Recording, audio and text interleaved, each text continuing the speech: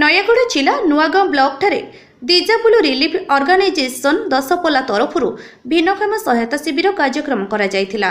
ଏହି ଯୋଜନାରେ ଭିନ୍ନକ୍ଷମମାନଙ୍କୁ ଚିହ୍ନଟ କରାଯାଇଥିବା ବେଳେ ସେମାନଙ୍କର କାର୍ଯ୍ୟ କରିବା ପାଇଁ ବିଭିନ୍ନ ଉପକରଣ ଦେବା ନିମନ୍ତେ ପଞ୍ଜୀକରଣ କରାଯାଇଥିଲା। ଏହି କାର୍ଯ୍ୟକ୍ରମରେ ମୁଖ୍ୟ ଅତିଥି ଭାବରେ block chairman Shrimati Laxmipriya Behera, block ସାମାଜିକ ସୁରକ୍ଷା ଅଧିକାରିଣୀ ସୁଶ୍ରୀ ସ୍ୱର୍ଣ୍ଣ ସାରିକା ଜେନା, जिला सामाजिक सुरक्षा अधिकारी श्रीजुक्त अधिपति कंहर, ब्लॉक उन्नयन अधिकारी समेत अनुष्ठान उपसभापति श्रीजुक्त जितेन्द्र स्वाई, संपादक श्रीमान लक्ष्मीधर बेहेरा एवं उपदेष्टा डाक्टर प्रफुल्ल दास महोदय जोग देथिले।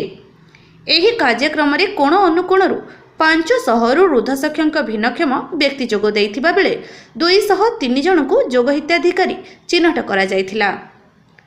ओलटपुरु आसीथिबा विभिन्न विभागर डाक्तरी दल द्वारा योग्य हिताधिकारी मानकु चिन्हट करा जायथिला।